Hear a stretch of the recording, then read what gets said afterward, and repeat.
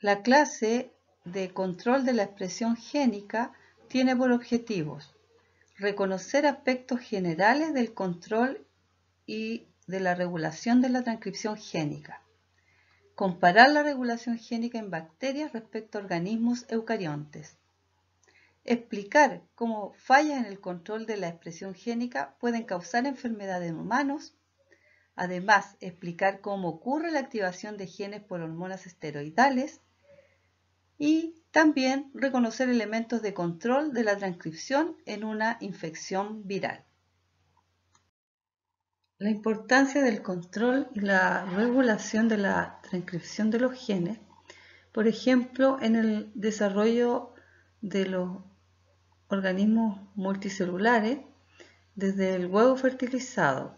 Por ejemplo, observar la característica expresión que se demostró en el embrión de mosca, que tiene cerca de 6.000 células, las que se permeabilizaron y se les introdujo 3 tipos diferentes de proteínas nucleares, cada una marcada con distintos colores, una amarilla, una verde y otra azul, observándose la expresión diferencial de estas proteínas en estas células que eran parte de este embrión. Este embrión posteriormente va a dar lugar a distintas partes y órganos de la mosca.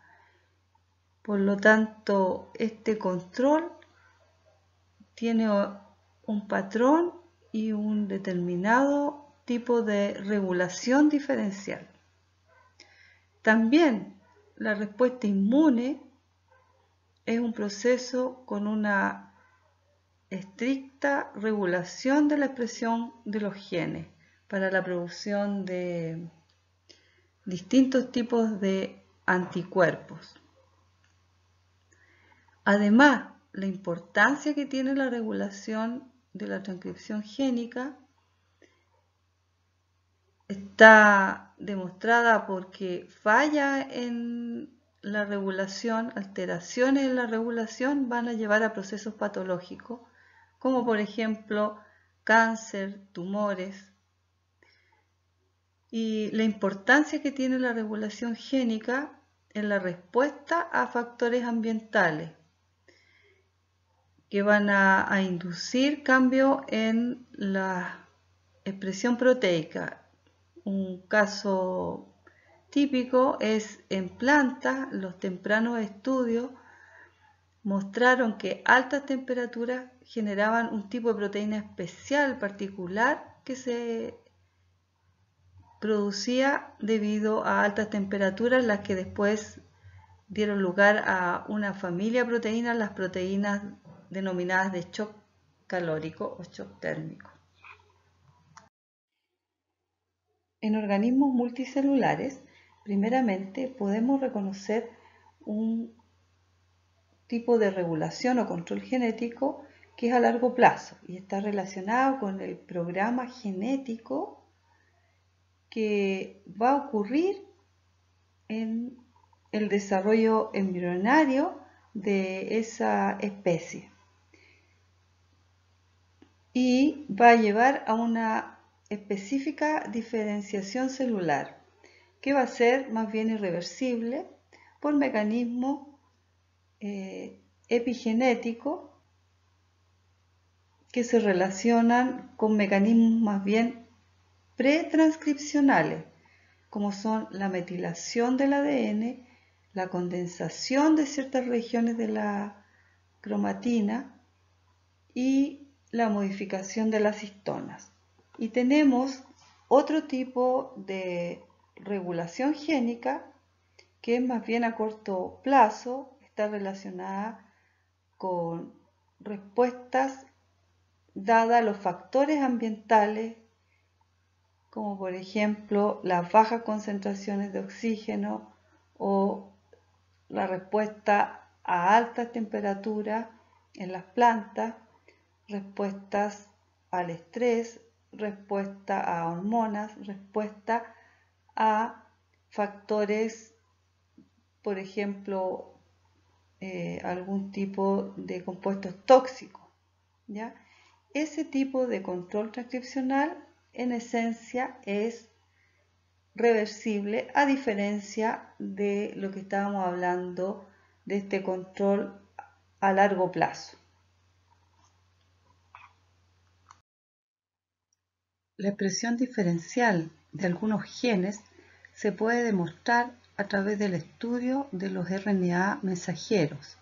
Acá un estudio en el cual se analizan los RNA presentes en hígado. En este primer panel se muestra las sondas cDNA para cada uno de 12 proteínas que se expresan preferencialmente en hígado. Cuando estas sondas son probadas en hígado, se observa a través de la autorradiografía que las 12 proteínas se expresan, inclusive algunas se expresan mayormente que otras que se expresan menos. Pero cuando ese mismo panel de cDNA es probado en el RNA total de riñón, como se muestra acá, vemos que la expresión es nula o muy baja. Igualmente ocurre en cerebro. Este experimento demuestra una expresión diferencial de proteínas dependiendo del tejido. De esta forma, la expresión de la mayoría de los genes van a ser regulados transcripcionalmente a través de la expresión de sus RNAs. Lo contrario ocurre con un grupo de genes que son esenciales para la función celular. Esos son denominados genes housekeeping, que tienen una expresión constitutiva. Características claves del control de la transcripción. Lo primero es mencionar que el control de la transcripción es común en bacterias y en eucariontes. Pensemos en aquellas bacterias que no se encuentran con todos los sustratos disponibles. Por lo tanto, el control de la transcripción va a regular que solo se transcriban, solo se expresen aquellas enzimas que van a permitirle a la bacteria metabolizar los sustratos disponibles, y aquellas enzimas que no son necesarias van a ser reprimidas. También para la regulación de la transcripción de los genes, las unidades transcripcionales, los sistemas presentan secuencias regulatorias que son necesarias primero para que se una la ARN polimerasa, como es la región promotora, y otras regiones, todas ellas río arriba al gen que regulan, que van a determinar la mayor o menor velocidad de la transcripción.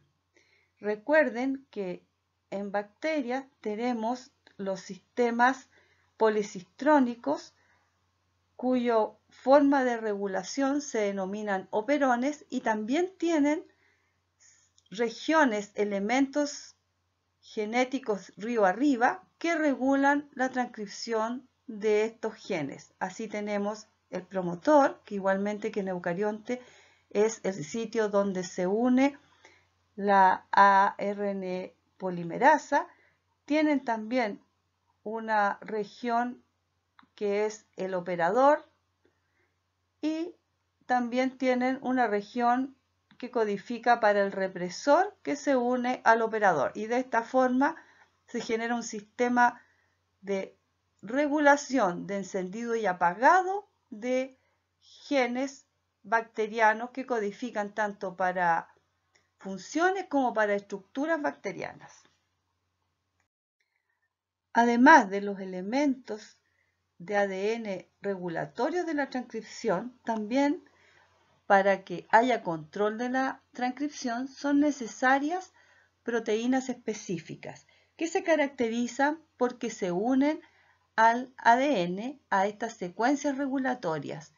Ellas determinan si se activa la transcripción o se detiene la transcripción y además su velocidad. Estos se denominan factores proteicos transcripcionales. Van a ver del tipo activadores transcripcionales como represores transcripcionales. Otra característica importante del control de la transcripción, entonces, es que es esencialmente reversible. Entonces, ¿cómo es la regulación génica en bacterias? Como dijimos, lo primordial es que permite ajustes a los cambios externos, cambios ambientales, para optimizar su crecimiento y multiplicación. Pensemos en los sustratos que necesita una bacteria para obtener energía.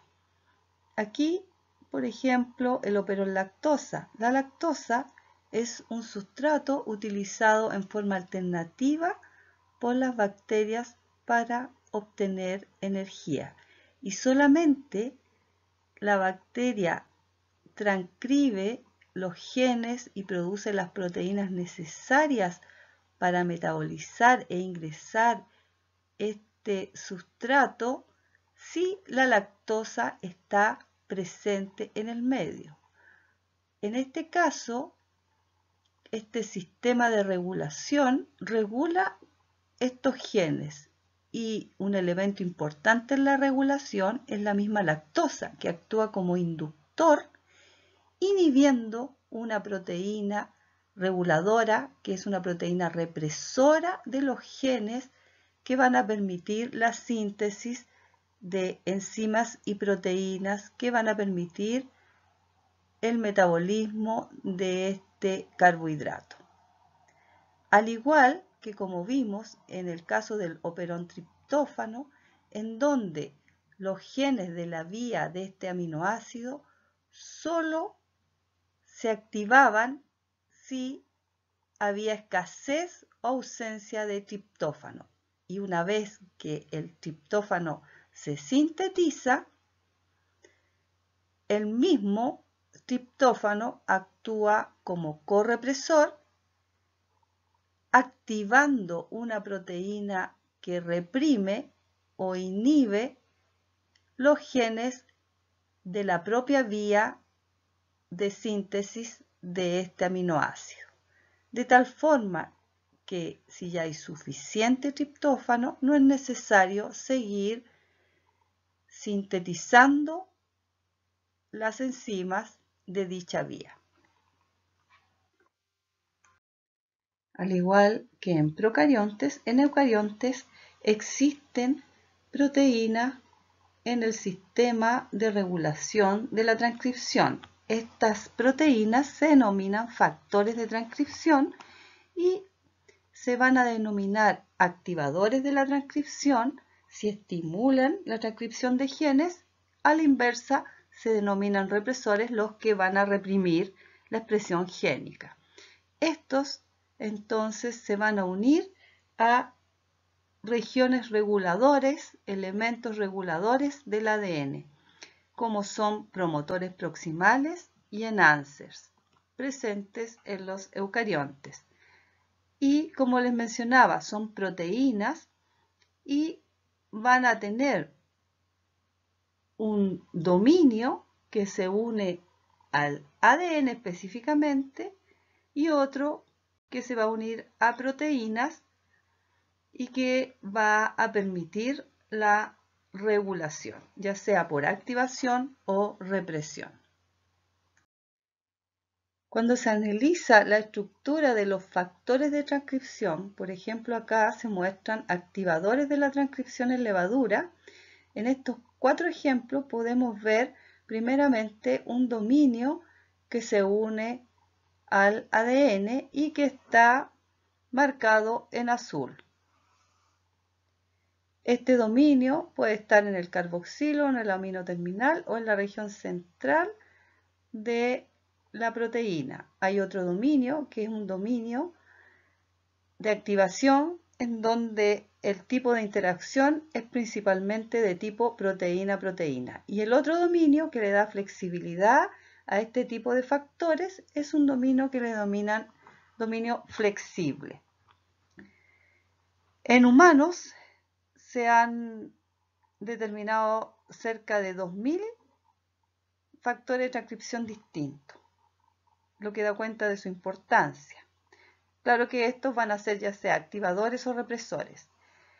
Y también es importante señalar que el tipo de unión que tiene el dominio de unión ADN es un tipo de interacciones no covalente y muy específico, sin embargo mantiene la característica que son de tipo reversible. En los dominios de unión al ADN, los factores transcripcionales tienen lo que se denominan los motivos de unión ADN. Estos corresponden a segmentos de la proteína con unión específica al ADN. Existen hasta 12 tipos de motivos estructurales que se han determinado en los factores transcripcionales. Algunos ejemplos: leucina zipper, en donde estos segmentos motivos estructurales presentan leucinas repetidas, que son las que interaccionan con el ADN.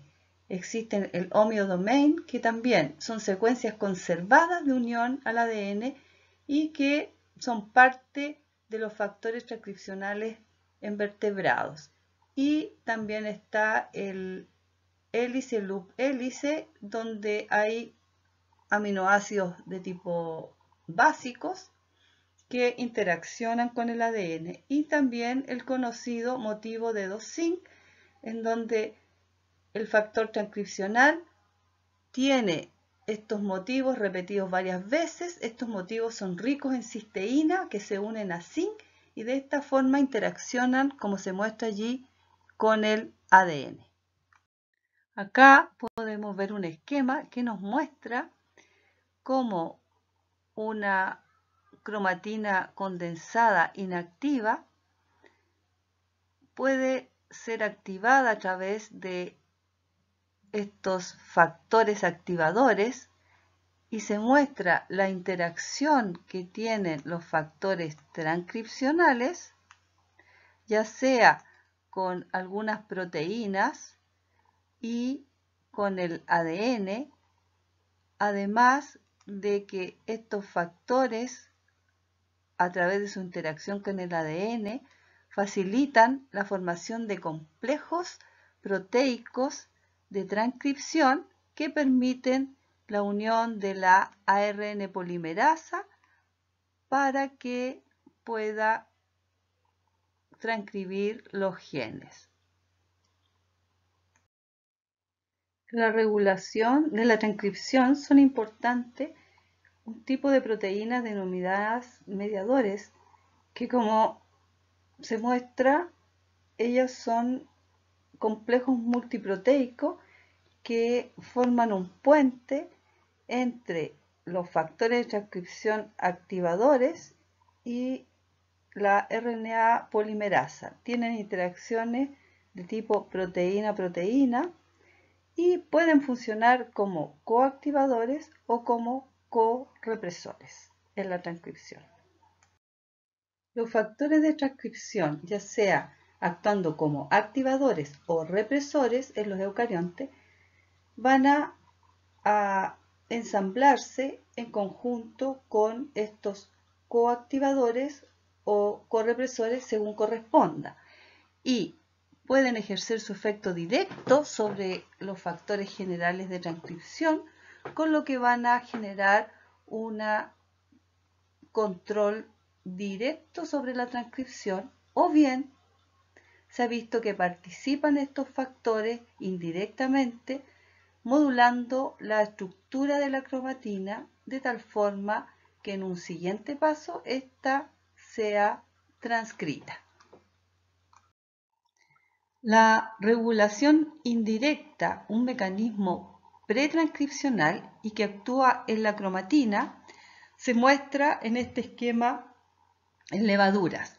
Primero, la represión es regulada a través de un factor transcripcional denominado UME6.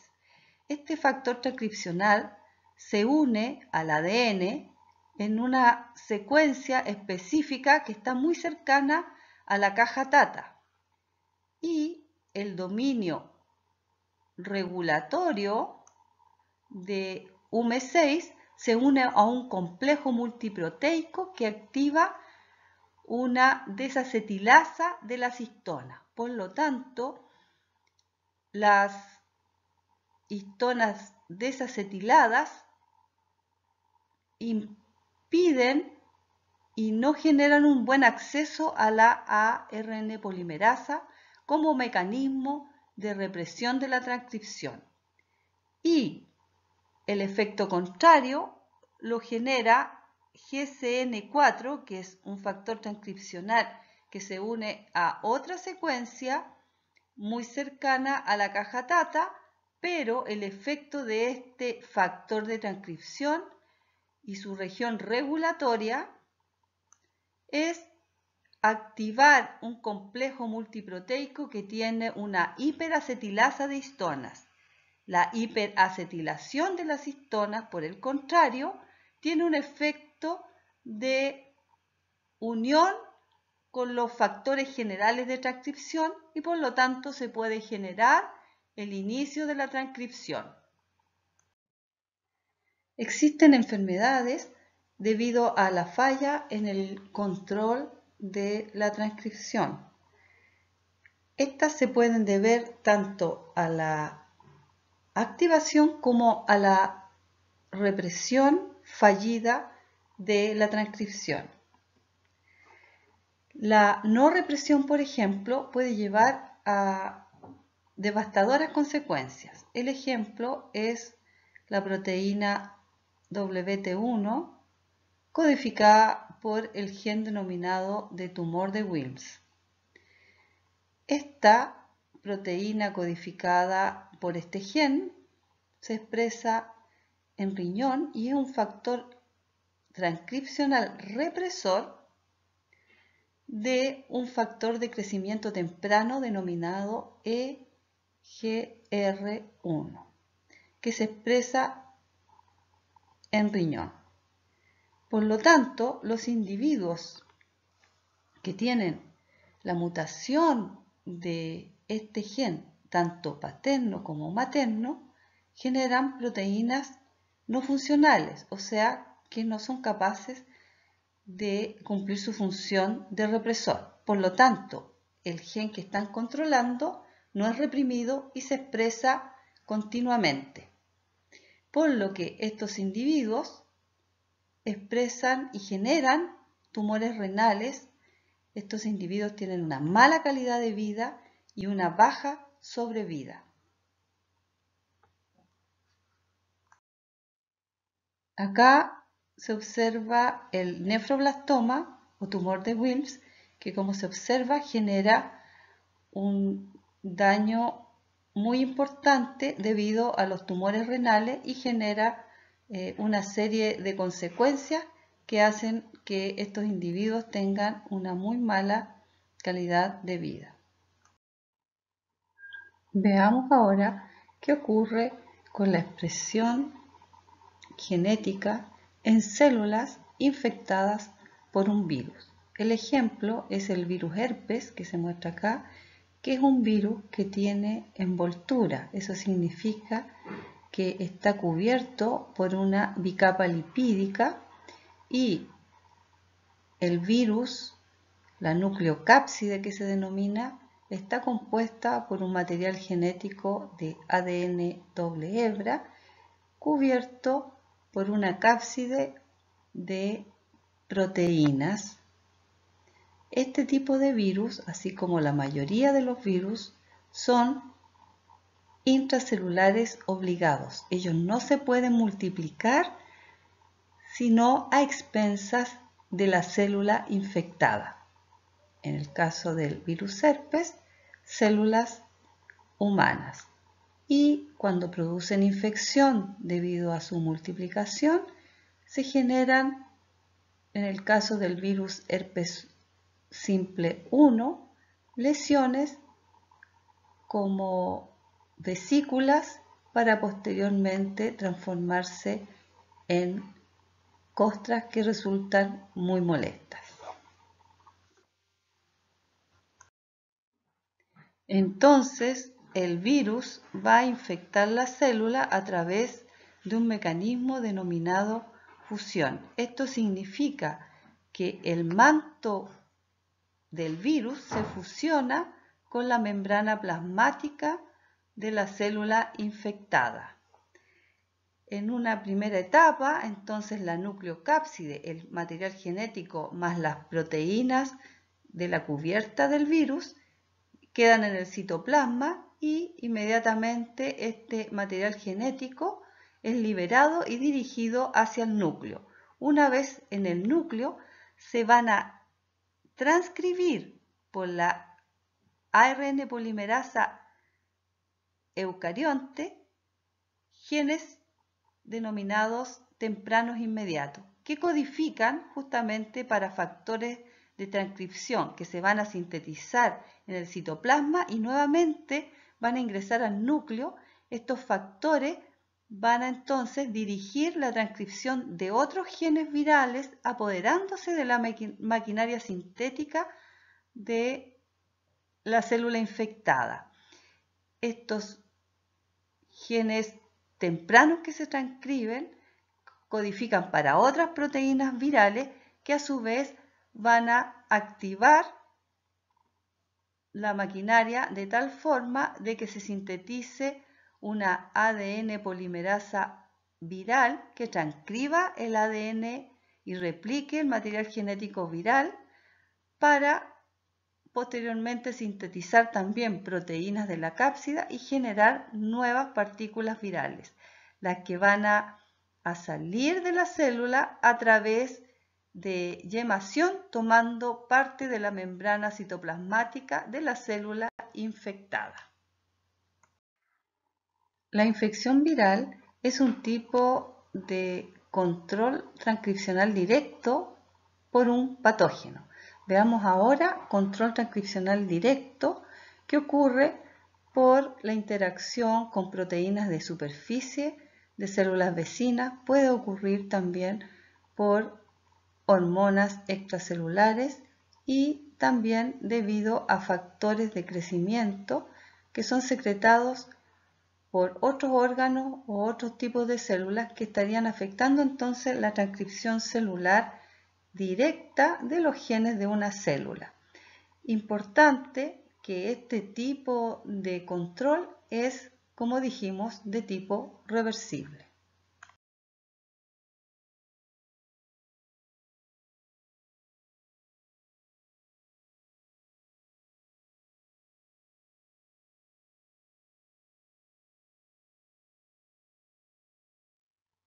Las hormonas extracelulares que activan la transcripción, en general hormonas lipofílicas, como por ejemplo el cortisol. El cortisol es liberado al torrente sanguíneo por la médula suprarrenal en respuesta a el estrés, al dolor, al miedo y tiene un efecto en distintos órganos, el que es mediado justamente por la expresión génica. El mecanismo por el cual se activan los genes en los distintos tipos celulares es porque estas hormonas se unen a receptores citoplasmáticos o receptores nucleares, generando complejos receptor ligando, donde el ligando es la hormona, y esos actúan como activadores transcripcionales. Revisemos cómo ocurre la regulación de la transcripción vía hormonas lipofílicas. Los factores de transcripción se van a encontrar inactivos en el citoplasma. Estos factores de transcripción van a tener, como hemos visto, un sitio de unión al ADN, que se muestra en azul. Otro dominio regulatorio, y esta vez tendremos un dominio que es el que se une a la hormona, denominada dominio de unión a ligando, LDB. Este factor de transcripción, cuando no está la hormona, se encuentra unido a una proteína inhibidora. Sin embargo, cuando la hormona ingresa al citoplasma, desplaza esta proteína inhibidora y inmediatamente el factor de transcripción, que es un receptor intracelular de la hormona, además, se trasloca al núcleo. Y en el núcleo genera un homodímero que se une a secuencias regulatorias que están arriba de los genes que se van a transcribir.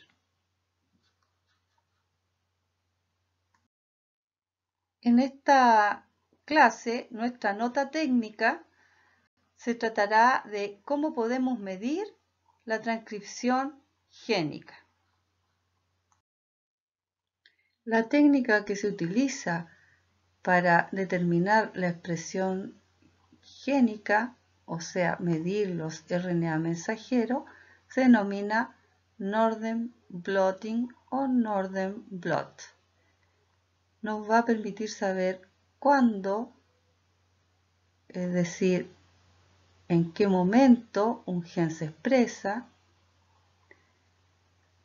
cómo se expresa, es decir, si hay algún factor que gatilla su expresión, y dónde, pensando en que los análisis de un RNA mensajero se pueden hacer en los distintos tipos celulares.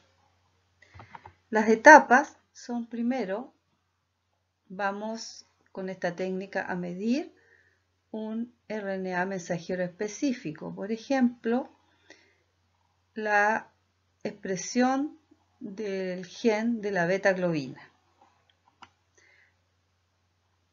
Lo que requerimos es el ARN total del tipo celular, donde vamos a medir si se expresa o no el gen de la beta-globina.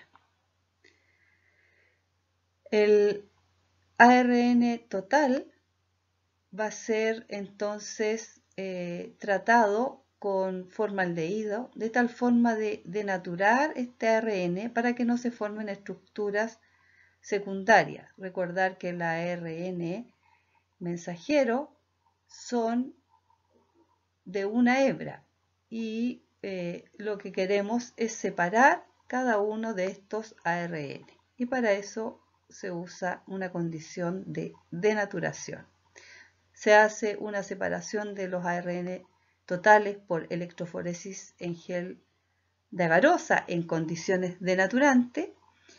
Posterior de la electroforesis se transfiere a un filtro de nitrocelulosa y lo que se hace es utilizar una sonda específica de ADN que sea complementaria y específica al mensajero de la globina. Este sería un ADN complementario. Y nuevamente usamos la técnica de marca radioactiva con fósforo 32, puesto que tenemos la posibilidad en el ADN de marcar el fósforo 32 en los enlaces fosfodiéster o en el fosfato 5'. Y posteriormente, que se une la sonda específica al mensajero, se va a generar una marca que es revelada por autorradiografía. Los resultados de un Nordenblot, como se muestran en la figura, la primera columna corresponde a los resultados de la autorradiografía de un experimento en el cual no hay un inductor de la expresión de los genes de la beta-globina. Sin embargo, en los experimentos de la columna 48 y 96 horas, se ha añadido un inductor que expresaría el RNA mensajero de la beta-globina, que se observa con una marca a los 0,65 kilobases, y a las 96 horas la expresión ha aumentado muchas veces. Se habla de un aumento de la expresión respecto al no tratado de cerca de 1000 veces. Con este tipo de técnica, a través de la autorradiografía y con la utilización de sondas radioactivas específicas, podemos entonces detectar la expresión en un momento determinado y en un tipo celular determinado.